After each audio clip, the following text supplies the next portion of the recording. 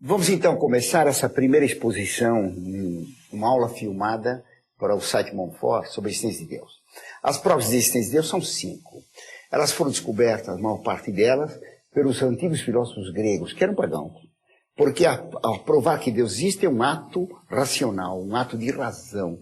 É a razão que expõe essas provas. Não se pode provar duas coisas. O que é evidente, eu não posso provar que estou de pé, isso é evidente. Eu não posso provar que estou em São Paulo, isto é evidente. As evidências não se provam. Também há outra coisa que não se pode provar, que é um mistério. Toda inteligência humana é limitada.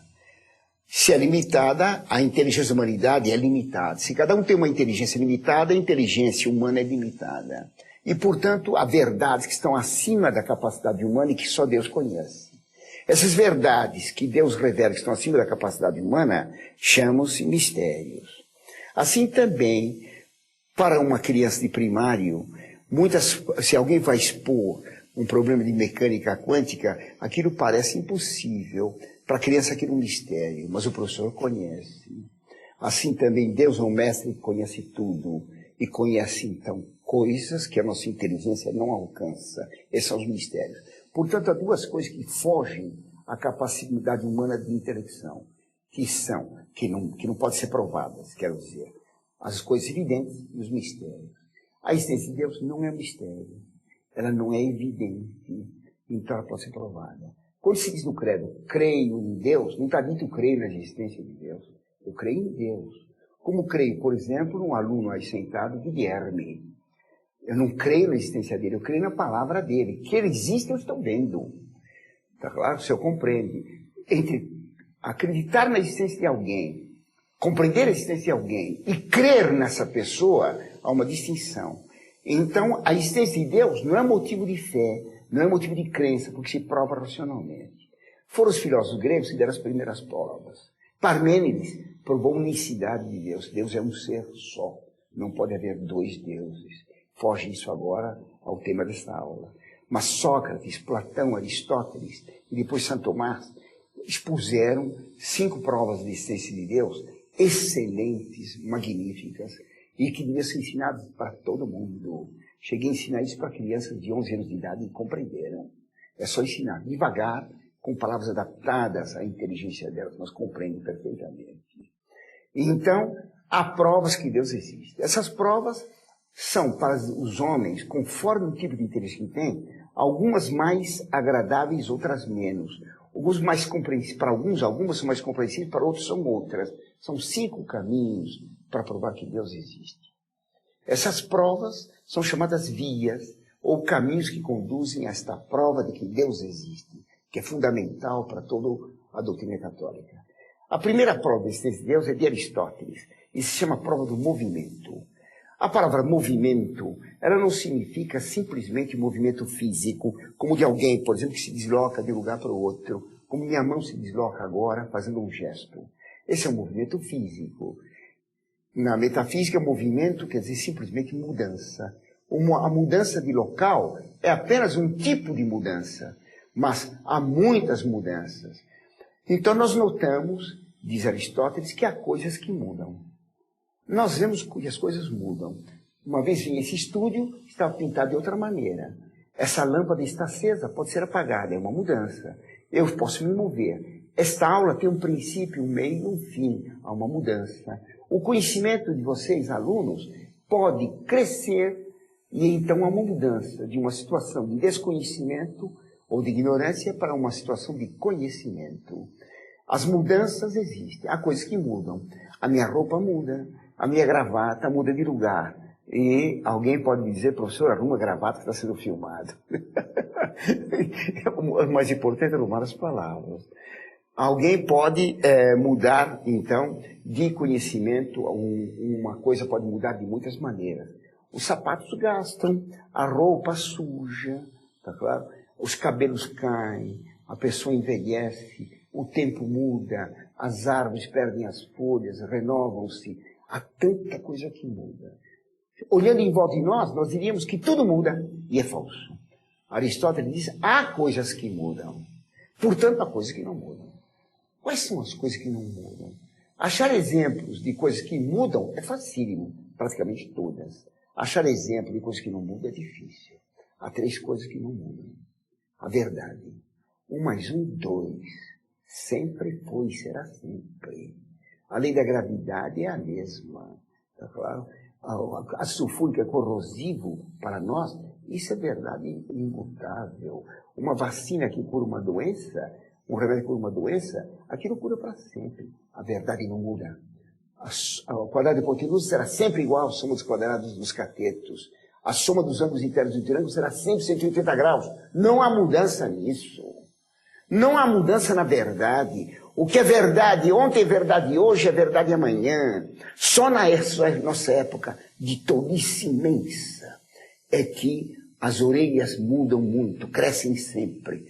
E se admite que as coisas mudam continuamente, até mesmo a verdade. E o que antes era verdade, agora já não é mais. Para que então uma religião aggiornata, como o Vaticano II fez? Aggiornata, amanhã não vale mais. O que é aggiornato, amanhã já não presta. Cristo ensina uma verdade que é para sempre. A verdade não muda. O bem não muda. Por isso a moral não muda. O que era crime no tempo de Moisés continua crime hoje. Sempre será crime. O assassinato, o aborto serão sempre crimes. Ainda que toda a humanidade diga que não é crime, continua sendo crime. A verdade e a moral não mudam. E a beleza não muda. O pôr do sol sempre será belo, o mar sempre será belo. Uma obra de arte verdadeiramente bem feita sempre será bela. A Catedral de Notre Dame pode ruir, mas aquela beleza é permanente. Aquele objeto pode perder beleza. Isabel de Portugal era conhecida pela sua beleza. Ela morreu conduzida ao túmulo. Quando foi identificar, o corpo estava apodrecido. A beleza dela tinha passado. Mas aquela beleza continua beleza para sempre. A beleza é imutável. A verdade não muda, o bem não muda, a beleza não muda. Porque Deus é verdade, bem e beleza absolutas. Então, há coisas que mudam. Quase todas as coisas que vemos são mutáveis. Nas coisas que mudam, nós podemos notar o seguinte. Há certas qualidades existentes nelas. A camisa de Guilherme é amarela. A camisa de Felipe é preta. Essa parede é cor de chumbo. É claro que essa parede pode ser pintada também de amarelo, de verde e vermelha. A camisa dele pode ser tingida de azul. A do Felipe, que é negra, pode ser tingida de qualquer outra cor. Então, as qualidades que existem, elas existem de fato. As qualidades que podem ser recebidas, há uma capacidade nas coisas de receber as qualidades. Então, nas coisas nós podemos notar qualidades existentes que se dizem em ato, isto é, realizadas. E qualidades que podem vir a existir, se dizem em potência. Então, a camisa de Guilherme é amarela em ato. Ela é verde, vermelha, azul em potência. A camisa de Felipe é negra em ato, mas ela tem potência de ficar branca, vermelha, azul, etc. A parede de cor de chumbo pode ser pintada de verde, branco, de azul, de qualquer outra cor. Ela tem potência para todas essas outras coisas. Vocês, desconhecendo a prova do movimento de Aristóteles, têm potência de conhecê-la. Eu não tenho potência de conhecê-la. Eu a conheço em ato. Eu estou de pé em ato. Tenho potência de sentar. Guilherme está sentado em ato. Tem potência de se erguer. Essa lâmpada está acesa em ato. Tem potência de ser apagada. Aquela outra lâmpada está apagada em ato, tem potência de ser acesa. A porta está fechada em ato, mas tem potência de ser aberta. Aquele papel tem potência de ser rasgado e queimado. Tá claro? Ele está escrito, portanto é escrito em ato. Então, nas coisas que mudam, podemos distinguir qualidades existentes realmente, que se dizem em ato, e qualidades que aquele ser pode receber, se dizem qualidades que estão em potência. Um círculo branco em ato tem potência de ficar azul. Se eu pinto de azul, ele mudou de branco para azul. Mudou de potência de azul para o ato azul. Aquela potência foi realizada. Eu sou professor de história. Eu não tenho potência para ser professor de história. Eu sou em ato. Eu tenho potência de vir a ser advogado, engenheiro, médico. Na minha idade não dá mais quase. Não, mas teria potência se tivesse tempo para isso. Então, as qualidades existentes estão em ato, as que podem existir estão em potência. Mudar é passar de potência de uma qualidade para a realização daquela outra, dessa mesma qualidade. Então, um ser que tem uma potência para uma qualidade X, quando recebe aquela qualidade X, em ato ele mudou. A forma do movimento, então, M é igual P de X para ato X. Essa é a forma do movimento. Na natureza, nós vemos que as coisas mudam, mas nada muda sozinho. Porque se o ser mudasse sozinho, ele teria que ter aquela qualidade que ele ia receber nele mesmo. Então não iria receber, ele já tinha. Se ele tem potência de receber aquela qualidade, que ele não a possui. Então, nada pode mudar sozinho. Esta parede, ela é cor de chumbo em ato, vermelho em potência. Mas jamais ela passará de cor de chumbo para vermelho sozinha. Para mudar de cor de chumbo para cor vermelha em ato, ela tem potência para o vermelho, mas não muda sozinha para o vermelho. Ela precisa receber aquela qualidade vermelha de um outro ser que tem a qualidade vermelha em ato e que dá para esse ser que tem potência para o vermelho aquela qualidade que existe naquele outro ser em ato. A tinta vermelha em ato passa para a parede cor de chumbo vermelha em potência a qualidade vermelha em ato. Então, nada muda sozinho. Um ser que tem potência para uma qualidade tem que receber aquela qualidade de um outro ser que tem aquela potência, aquela qualidade em ato. O ser em ato dá a qualidade para a qualidade que ele possui para outro ser que tem aquela qualidade em potência. Nada muda sozinho. Uma estátua de ferro na praça, ela não se enferruja sozinha. A oxidação se dá porque a atmosfera e a água que chove sobre aquela estátua de ferro possui oxigênio. Como o ferro tem potência de receber oxigênio, quando o ar que tem oxigênio em ato e a água que tem oxigênio em ato lhe dão oxigênio, a estátua de ferro recebe oxigênio em ato e ela fica oxidada, fica com óxido de ferro. A estátua de ferro não se enferruja sozinha. Ela tem que receber o oxigênio de seres que têm oxigênio, a água e o ar. Nada muda sozinho. Nas coisas que mudam, então, a mudança de potência e uma qualidade para aquela qualidade realizada, de potência para ato, se dá da seguinte maneira. A potência no ser que muda existe antes que o ato. Mas na mudança, o ato tem que existir antes que a potência. Essa parede cor de chumbo de potência para vermelho, só passa por vermelho se recebe o ato vermelho de um ser que tem o vermelho em ato, a tinta que passa para a parede aquela cor. Então, no ser que muda, a potência existe antes. No fenômeno da mudança, o ato é que precede a potência. Isso é extremamente importante. Então, mudar é passar de potência para ato. Nós vemos na natureza uma série enorme de mudanças. Essas mudanças, se um ser está em potência de uma qualidade X e passa para ato, recebeu de um outro ser aquela qualidade. Esse ser anterior tem aquela qualidade em ato. Mas se ele tem aquela qualidade em ato, é que antes tinha potência de ter aquela qualidade. Porque só pode haver uma qualidade em ato se existiu antes uma potência naquele ser. Assim, por exemplo, a água pode evaporar, mas a água não tem potência de ser queimada. Ela tem potência de ser evaporada, de ser congelada, mas não de ser queimada. Então eu não posso queimar a água. Então, se existe aquele ser anterior, o ato é que estava antes de potência, mas ele não mudou sozinho. Recebeu de um terceiro elemento que estava com aquela qualidade em ato, que antes estava em potência. Que recebeu de um anterior que estava em ato, e antes em potência. E assim sucessivamente. Forma-se uma série enorme de movimentos. A pergunta, então, que fazem Aristóteles e Santo Tomás é a seguinte. Esta série enorme de movimentos, um depois do outro, passando uma qualidade de um para outro, ou ela é uma série infinita, ou ela é finita. Vamos examinar estas duas possibilidades. Se a série de movimentos fosse infinita, ela não teria princípio. Não haveria primeira mudança, nem segunda, nem terceira, nem quarta, nem quinta, e aí por diante. Não haveria mudança nenhuma. Então não há mudanças. Ora, nós vimos desde o começo, há coisas que mudam. Então é falso que a série seja infinita. Há uma segunda prova disto. Essa sequência de movimentos, perguntamos se ela é infinita ou finita. Esta série não pode ser infinita. Por quê? Ela é composta de pequenos movimentos separados. Ora, o infinito não é divisível em fases ou momentos. O infinito dividido por 2 é infinito, dividido por 5 é infinito, por 10 é infinito. O infinito é indivisível e essa sequência de movimentos está dividida. Logo, esta série de movimentos tem que ser finita. Tá claro?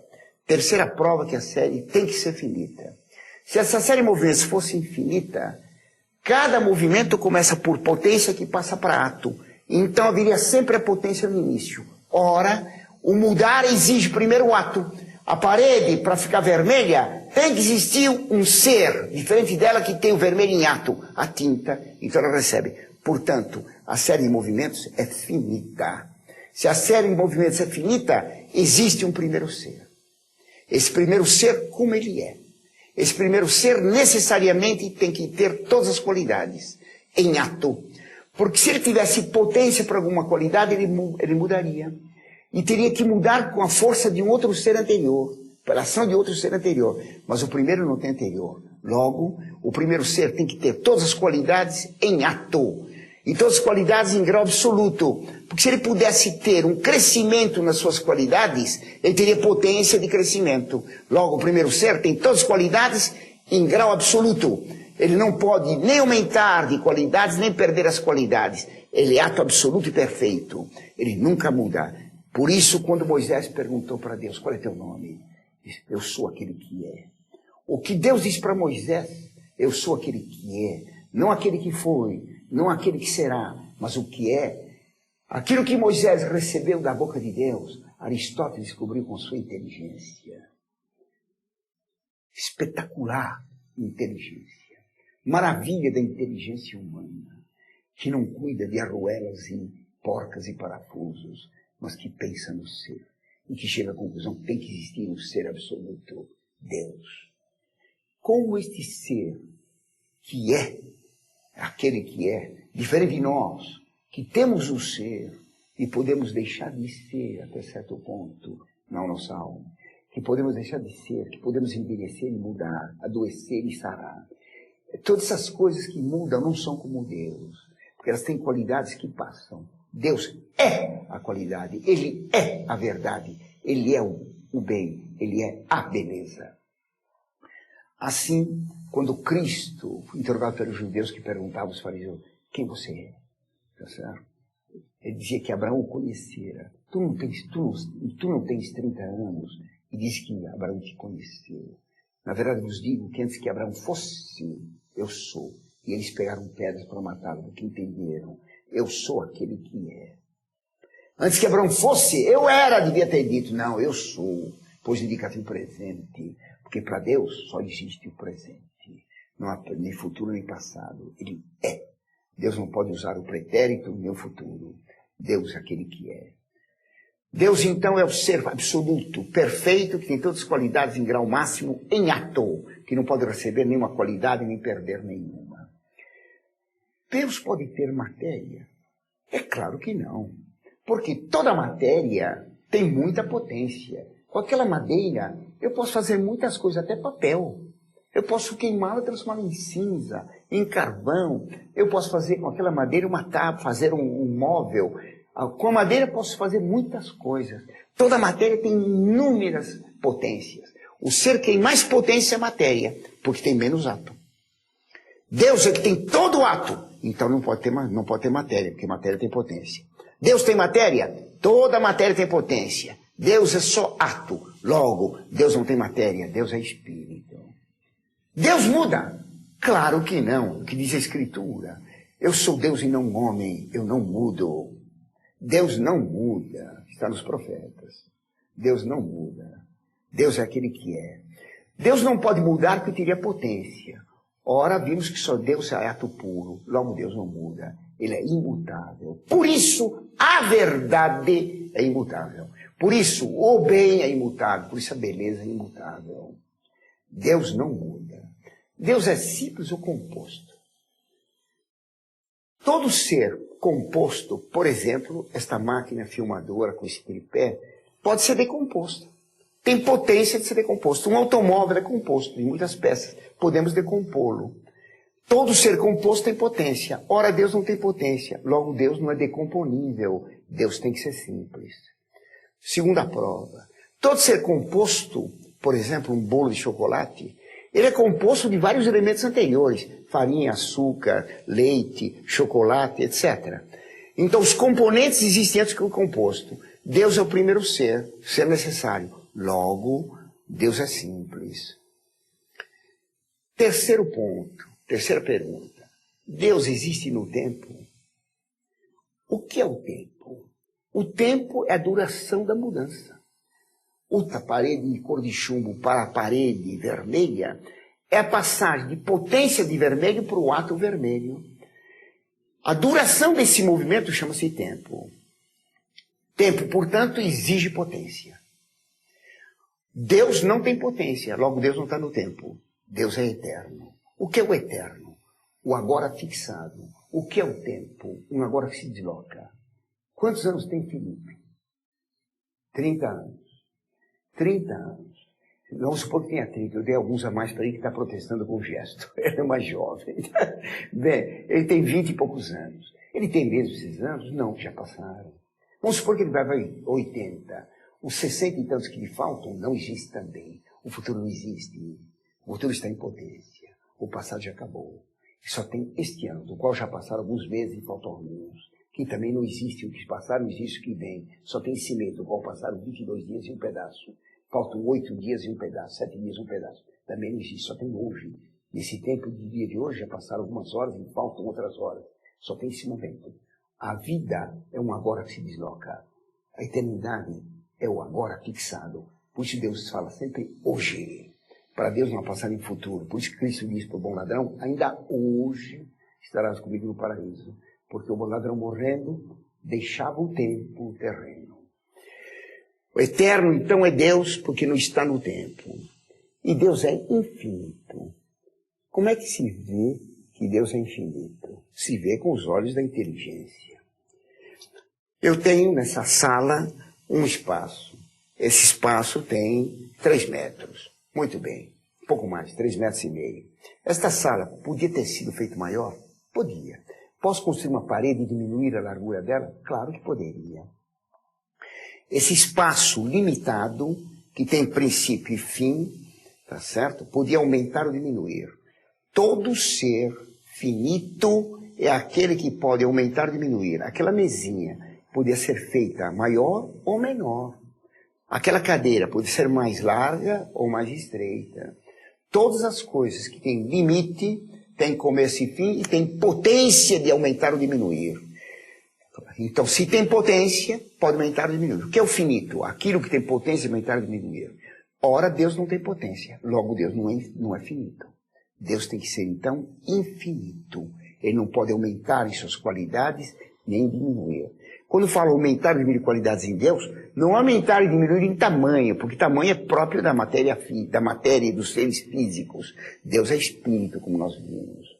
Então, Deus não tem matéria. O aumentar seria aumentar as qualidades que ele tem em absoluto. Logo, Deus é infinito. Não pode nem aumentar nem diminuir. Os alunos hoje são induzidos a erro, como se diz, por exemplo, a eles, com a visão pagã dos gregos, de que a numeração é infinita. Não é verdade. A numeração é indefinida, não é infinita. Um número, por maior que seja, 4 trilhões, 336 bilhões, 222 milhões, 111 mil, 999, pode acrescentar mais um. A numeração tem sempre potência de aumentar um número ou de diminuí-la. Qualquer número tem potência de aumentar ou diminuir. Logo é finito, determinado. Número é a quantidade de unidades de um conjunto. Pode aumentar ou diminuir essa quantidade de unidades. Logo, a numeração não é infinita, porque pode aumentar e diminuir. Infinito é o que não pode nem aumentar nem diminuir. A numeração, então, é indefinida. Ela tem potência para o infinito, mas nunca realiza esse infinito. Ela não chega nunca a ser infinita em ato. Ela é indefinida. Com isso, então, nós provamos 5 coisas.